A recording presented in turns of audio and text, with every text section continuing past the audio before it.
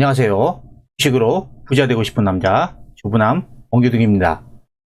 스트레스 받는 단타하지 마시고 편안하게 수익 낼 수 있는 저만의 투자 전략을 꾸준히 업로드할 예정이오니 참고하셔서 성공 투자하는데 도움이 되었으면 좋겠습니다.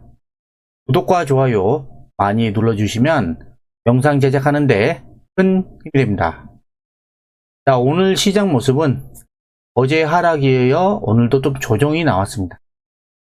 자, 지금 시장을 보시면 뚜렷한 악재가 없는 가운데 다음 주 월요일 공매도 재개를 앞두고 조정이 나오고 있습니다. 자, 지금 보시는 화면은 코스피 일봉 차트인데요. 자, 코스피는 오늘도 0.83% 조정하면서 3147포인트까지 내려왔습니다. 지금 코스피의 모습을 보시면 작년 11월 달부터 강하게 상승하면서 1월 초에 1월 10일 정도에 고점을 찍습니다. 그리고 나서 지금 1월 달부터 한 3개월 넘게 박스권에 갇혀 있습니다. 하단은 여기, 상단은 이 정도죠. 이 상태에서 코스피는 갇혀 있는 모습입니다. 보시면 이렇게 지수가 상승할 때는 어떤 업종들이 갔죠? 반도체, 2차전지, 그 다음에 인터넷, 그래, 그 다음에 자동차. 이런 업종이 기존의 주도주로 해서 강세를 보이면서 지수를 끌어올렸습니다. 그리고 현재 이 지수가 박스권 장세에서 어떤 종목들이 갔죠? 대표적인 경기 민감주라고 하죠. 경기 민감주. 철강, 화학, 기계, 해운 등등 이런 경기 민감주들이 갔죠. 근데 지금 기존에 잘 갔던 이 반도체, 2차전지, 인터넷, 자동차가 결국에 얘네들이 못 올라가니까 지수는 어떤 모습이죠? 지수는 그냥 지지부진하잖아요. 왜 그러냐면 이따가 보여드릴 텐데 이들 종목들 있잖아요. 이들 종목들이 시가총액 상위 안에 다 포진되어 있습니다. 그래서 얘네들이 올라야 지수가 올라가는 거고 얘네들이 못 가면 지수가 못 가는 거예요. 근데 지금 최근의 모습은 얘네들이 지금 못 가고 있죠. 못 가고 있습니다. 그리고 경기 민감주를 막 해서 순환매가 장세가 진행되고 있지만 하지만 지수는 못 가고 있죠. 자, 강세장의 특징이 뭐냐면요. 강세장의 특징은 업종별로 순환매가 나오면서 지수가 우상향하는 겁니다. 지금 작년 11월 달부터 올해 초까지 우상향을 하다가 지금 좀 쉬고 있죠. 지금은 대세 하락 구간이 아니죠. 그냥 올랐다가 옆으로 그냥 횡보하고 있는 거예요. 근데 이게 횡보하다가 다시 지수가 상승을 한다고 봐요. 상승한다고. 그러면 어떤 업종이 갈까요? 이 경기 민감주가 갈까요? 기존에 잘 나갔던 이 주도주들이 갈까요? 여기죠, 당연히. 얘네들이 올라가면서 또 지수를 끌어올리는 겁니다. 자, 그 시점이 언제가 될지 모르겠지만 저는 이제 곧 이 업종들이 갈 수 있는 그런 위치가 좀 왔다고 생각을 합니다. 그렇게 되면 얘네들이 또 상승을 하면 경기 민감주에서 돈이 빠져나와서 이쪽으로 흘러 들어가는 겁니다. 그럼 당연히 경기 민감주를 조정하죠. 최근에 이 경기 민감주들을 보면 많이 올랐죠. 급격하게 많이 오른 종목들이 있습니다. 이들 종목들은 아마 공매도 타겟이 될 수도 있고요. 한동안 못 갈 겁니다. 그리고 그동안 못 갔던 이 왼쪽 섹터들 얘네들이 상승을 하면서 지수를 저는 견인을 한다고 저는 보고 있습니다.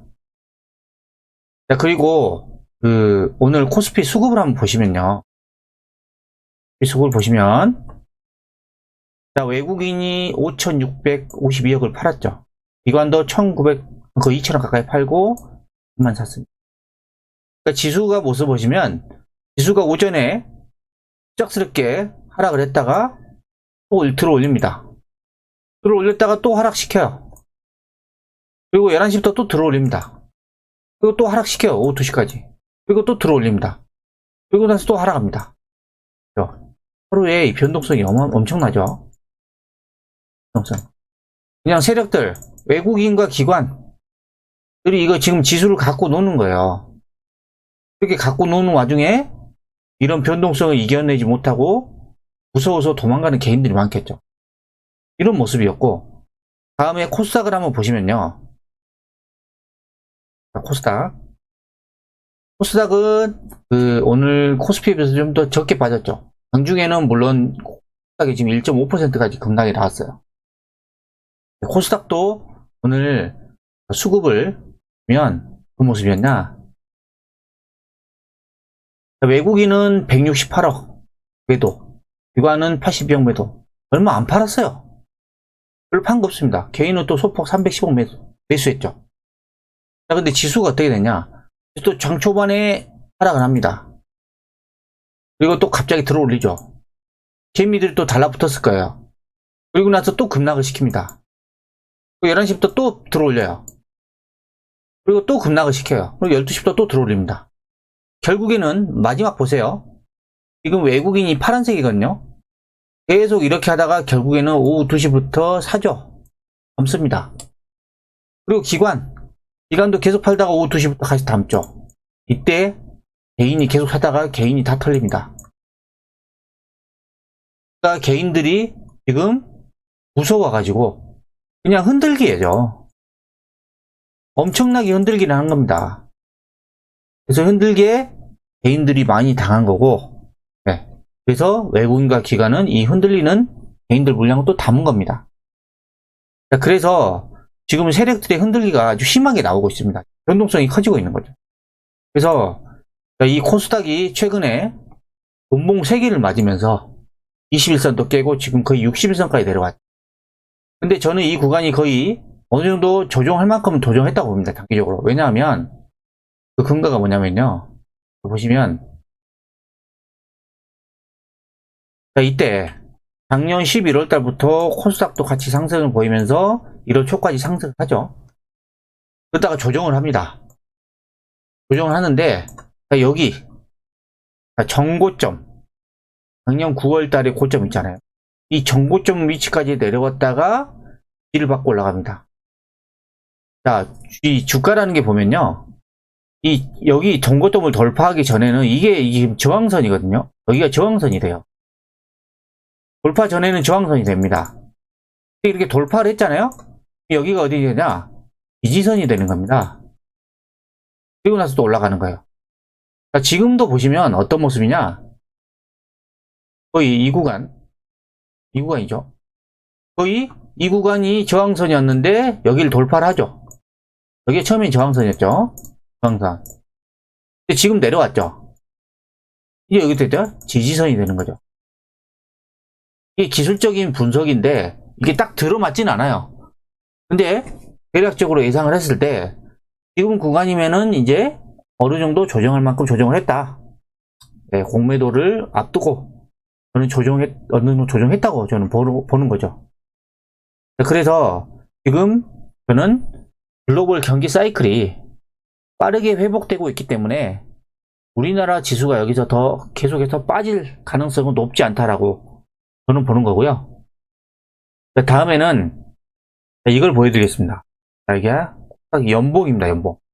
연봉이라는 거는 이 봉 하나가 1년치 봉입니다. 1년치 봉.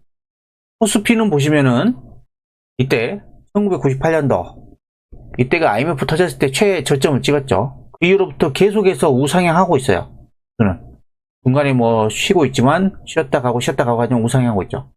자, 이 추세선을 한번 그어보면요. 코스피가 이 밴드 안에서 움직였습니다. 그동안. 자, 여기서 올라갈 때, 내려갈 때, 또 올라갈 때는 딱 여기가 또 저항선이었죠. 또 내려옵니다. 또 올라가다가 또 여기 또 저항선입니다. 내려가다가 또 올라가다가 또 저항선 맞죠. 또 내려가다가 올라가는데 이번에는 작년에 코로나가 터지고 나서 이후부터 강하게 상승하면서 이 밴드를 돌파를 하죠. 그동안 우리가 우리가 과거에 대비해서 지수가 이 밴드 안에서 움직였는데, 근데 작년에 이 밴드 뚫고 올해는 또 올라가 버렸죠. 한 단계 레벨업이 된 겁니다. 레벨업. 레벨업이 되면서 지금 코스피가 강하게 올라가고 있는 거죠. 근데 이 코스피가 제가 볼 때는 이 지금 작년에 코스피가 오르는 만큼 그렇게 많이 올라갈 수 있는 환경은 못 될 것 같아요. 이게 지금 보면은 이런 상황에서 지금 올라가긴 했지만 여기에서 뭐 작년처럼 뭐 드라마틱하게 올라갈 수 있는 환경은 저는 그 가능성은 높지는 않다고 봅니다. 올라가더라도 이 점진적으로 우상향할 것으로 좀 보고 있습니다. 지금 3100포인트 정도 되는데 이게 뭐 작년처럼 뭐 급등해가지고 뭐 5000포인트, 6000포인트 가기는 쉽지 않겠죠. 코스피는 좀 이런 모습이고요. 그 다음에 다음은 코스닥의 연봉 차트를 보여드릴게요. 코스닥. 제가 이 연봉 차트를 많이 보여드렸죠. 보신 분도 많을 겁니다. 제가 여러분들에게 이 연봉 차트를 계속해서 관심 있게 보셔야 된다는 이유가 뭐냐면, 코스닥이 1999년 2000년도 이때가 닷컴 버블을 듭니다. 닷컴 버블. 이때가 IT 버블이었죠. 그 닷컴이라는 회사명만 들어가면은 상한가 엄청나게 치던 시절이었습니다. 저는 이때 주식을 안 했지만 이때 코스닥이 미친 듯이 오릅니다. 그리고 나서 이 버블이 꺼지죠. 꺼지고 나서 어떻게 되냐? 2001년부터 하염없이 옆으로 깁니다. 하염없이 겨. 그리고 드디어 작년에 이 대량 거래, 근 20년 만에 최고 거래치가 터졌죠. 대량 거래가 터지면서 장대 양봉이 나옵니다. 그리고 나서 이 양봉 이후에 올해도 지금 양봉이 나오고 있죠. 그리고 올해도 거래량을 보면은 2019년 전체 거래량은 맞먹습니다. 올해는 이제 4개월밖에 안 됐는데. 그럼 남은 기간 거래량을 보면은 더 엄청나게 터지겠죠. 작년하고 유사하게 더 터질 수도 있습니다. 그러면 이 세력들이 이 거래량만 보더라도 작년에 엄청나게 샀잖아요. 올해도 지금 사고 있잖아요. 양봉이니까. 근데 세력들이 여기에서 절대 끝내지 않는다는 거죠, 저는. 자, 보세요. 20년 동안 눌렀어요. 10년 동안 눌렸습니다. 그걸 했죠. 그래서 20년 만에 신고가가 나옵니다. 그러면 이제 시세가 출발하고 있는 거죠. 누가 보더라도. 이제 시세가 이제 출발하고 있는 겁니다. 그래서 저는 이 코스닥 시장을 코스피보다는 상당히 긍정적으로 보고 있습니다. 왜냐하면 코스닥 종목들을 보시면 대부분 4차 산업혁명하고 밀접하게 연관된 종목들이 상당히 많습니다. 반도체 없으면 지금 차도 못 만들고 스마트폰도 못 만들고 아무것도 못하죠. 반도체. 그 다음에 2차전지. 앞으로 전기차는 엄청나게 성장하죠. 2차전지. 요런 업종군들이 이 코스닥에 거의 다 들어가 있습니다. 코스피보다는. 때문에 앞으로 이 4차 산업혁명이 성장하면 성장할수록 이런 업종군들은 같이 동반 엄청난 성장을 할 것으로 보이고, 이들 업종이 성장하면서 실적이 급증할 거고 또 강하게 올라갈 수 있다라고 저는 보고 있습니다. 그래서 저는 지금은 이 대형주보다는 딱 중소형주, 앞으로 실적이 엄청나게 뛰어나게 올라갈 종목들 있잖아요. 실적이 뛰어난 종목들. 그런 종목들을 저는 집중해야 된다고 저는 보고 있습니다. 그리고요. 오늘 나온 뉴스인데, 공매도가 지금 다음 주 월요일부터 시작이 되죠. 공매도 때문에 지금 개인들은 공매도가 무조건 하락을 한다고 생각을 합니다. 하락. 왜? 과거 이 공매도 시절을 경험을 못했기 때문에 당연히 무조건 하락한다고 생각하는 거죠. 근데 과거를 보면 과거에 이 공매도 재개 국면이었던 2019년 5월달, 이때 이후에 코스피 1개월 수익률이 1.8%였고, 그 다음에 2011년 또 11월 달에 또 공매가 재개되겠죠. 이때도 코스피 주가 수익률이 0.6%였습니다. 그러니까 이 공매도 재개하고 뚜렷하게 상관관계를 보이지가 않는 거죠. 그러니까 공매도가 재개한다 해서 지수가 무조건 하락한다, 이게 아니라는 겁니다. 예, 과거도 보면. 그리고 이 공매도 증가를 가늠할 수 있는 대차 잔고자액. 대차 잔고는 뭐냐면요, 주식을 빌려서 팔아요. 빌려서 매수를 하는 거죠. 근데 이거를 갚지 않는 걸 말하는 겁니다. 대차 잔고. 이게 2009년 이후에 8개월 동안 19조 원대를 왔다 갔다 했고, 마찬가지로 2011년에도 약 3개월간 23조 원대를 바뀌었는데, 자, 별로 그런 모습이 안 보였어요. 공매도가 늘어난다고 하면 이 대차 잔고가 늘어나거든요. 주식을 빌려서 사고 팔고 하는 게 늘어나야 되는데 이게 별로 늘어나지는 않아요. 그리고 여기 잘 보셔야 돼요. 자, 공매도가 재개되는 시점, 공매도가 재개되는 시점, 2개월 전후를 기점으로 인해서 외국인들은 매수를 했다. 지금 보면 작년부터 코로나 공매도 금지 기간에 외국인이 무려 22조 3천억을 팔았다고 합니다. 외국인은 계속 팔았어요. 근데 이 외국인이 언제까지 계속 팔 수는 없어요. 왜? 지금 글로벌 경기 사이클이, 경기가 빠르게 회복되고 있잖아요. 빠르게. 그러면 주식을 무조건 사야 돼요. 지금 안전자산을 들고 있으면 안 된다는 거죠. 왜? 화폐 가치가 급락을 하고 있기 때문이죠. 그냥 가만 놔두면은 계속 돈의 가치는 계속 떨어져요. 그래서 외국인도 결국은 사야 됩니다. 작년에 이렇게 많이 팔았지만. 그러면 어떤 종목을 살 거냐, 외국인이. 또 기관도 많이 팔았죠. 어떤 종목을 살 거냐. 네요. 이익 대비 저평가 기업. 요걸 잘 보셔야 돼요. 이익 대비 저평가. 이 이익이, 예? 매출과 영업이익을 보시면 됩니다. 매출과 영업이익은 계속해서 성장을 하는데 주가가 못 간 기업들이 많아요. 그런 기업들을 외국인이 들어온다는 거예요. 아셨죠? 그리고 달러 강세가 나타날 가능성이 지금 별로 없죠. 제가 달러 인덱스 이따가 보였지만 달러는 계속 약세입니다. 그러면 외국인들이 우리나라 시장을 빠져나갈 만한 이유가 없는 거예요. 보면. 그래서 공매도를 너무 걱정하지 말라, 이렇게 말씀을 드린 거고요. 그 다음에 보시면 미국이 지금 6월 달에 전 국민 한 60, 70% 이상 백신 접종을 마치면 집단 면역을 발생합니다. 미국 다음으로 접종률이 높은 게 지금 유로래요. 유로도 지금 3개월 시차, 6월 달에 집단 면역이면, 자, 유럽 연합은 한 9월 정도 되겠죠. 이때가 또 집단 면역이 발생합니다. 그러면 이가 더 활성화할 수도 있겠죠. 그래서 여러분들은 공매도를 무작정 겁내지 마시고요. 겁내지 마시고, 이제는 그냥, 과거에는 막 기대감만으로 오른 종목들이 있어요. 이런 것들은 이제 안 돼요. 이거는 당연히 공매도 타겟이죠. 근데 실적이 엄청나게 성장한데 공매도를 쳤다, 오히려 당할 수 있습니다. 공매도가 무조건 승리하는 게 아닙니다. 예. 공매도를 쳤다가 갑자기 매수세가 많이 들어오면은 이제 쇼 커버링이 있어요. 갑작스럽게 사는 겁니다.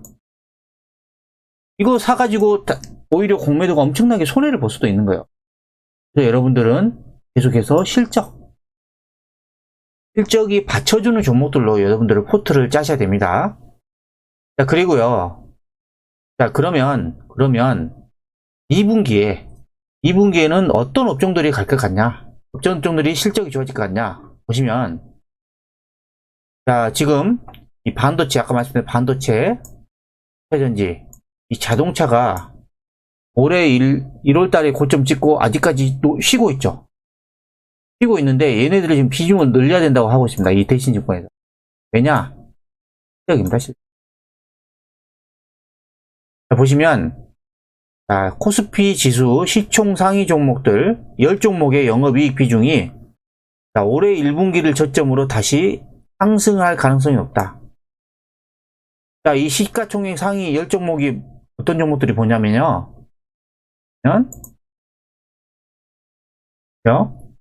어떤 업종군이냐? 삼성전자, SK하이닉스, 삼성전자 우선주. 얘네들 뭐죠? 반도체죠. 그 다음에 LG화학, 삼성 SDI. 얘네들은 뭐죠? 회전지죠. 배터리. 그 다음에 네이버, 카카오. 얘네는 인터넷 업종이죠.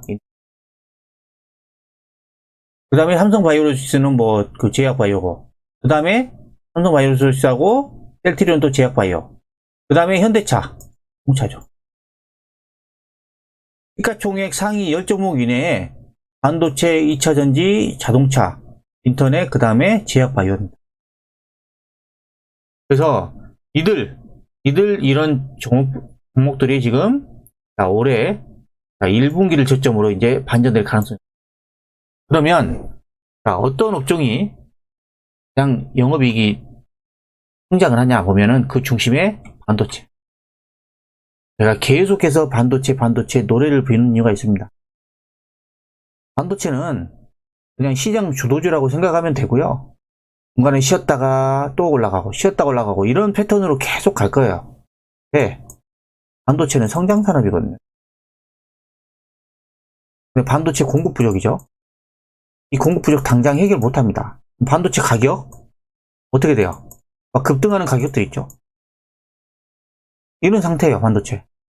그 다음에 인터넷은 뭐 네이버라든가, 그 다음에 카카오가 있겠죠. 얘네들도 실적이 좋아져. 2차전지. 시가총액 상위 종목들 아까 뭐 어떤 거죠? LG화학, 그 다음 삼성 SDI. 그리고 자동차, 현대차. 이들 지금 대형주들이 영업이익 비중이 레벨업이 됩니다. 그럼 이 대형주도 물론 상승할 가능성이 높지만 이 대형주하고 같이 거래하는 협력사들은 이 중소형주들은 더 강하게 상승할 수 있겠죠. 그래서 여러분들은 지금 이 섹터를 집중적으로 여러분들이 포트를 짜셔야 되고요. 반면에 최근에 급등했던 중소형주 있잖아요. 그 다음에 시클리클이라고 하는 이거는 경기 민감주입니다. 아까 말씀드렸던 뭐 화학, 철강, 뭐 해운 이런 거. 금융주. 얘들을 따라가기보다는 지금 그동안 부진했던 반도체, 자동차. 여기를 늘려야 된다. 저도 이런 비슷한 생각입니다.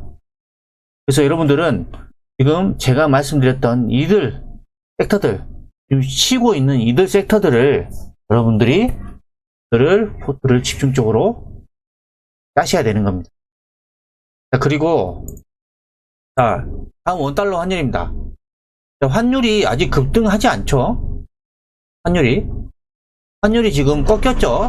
지금 자, 중간중간에 반등을 할 수 있지만 환율은 꺾여 있습니다. 자, 원달러 환율이 꺾인다는 것은 외국인 매수가 들어올 수 있는 환경이죠. 그리고 다음에 보시면은 달러 인덱스입니다. 달러가 강세라고 하면은 우리나라 주식시장이 약세가 될 수 있는데 달러 어떤 모습이에요? 4월달부터 그냥 급락합니다. 그래서 달러도 지금 약세입니다. 그렇기 때문에 지금 시장 자체가 조정을 하고 있지만, 그 다음에 코스피도 마찬가지로 좀 조정을 하고 있지만 결국에는 다시 올라갈 수밖에 없는 시장이다라고 저는 보고 있고요. 그래서 여러분들이 아까 말씀드렸던 그런 2분기부터 영업이익이 성장하는 그런 업종들을 여러분들이 관심 있게 보셔야 됩니다. 이번 주는 양시장 모두 음봉을 맞으면서 조정이 나오고 있는데요. 다음 주 다시 공매도를 시작한다고 해서 너무 걱정하지 마세요.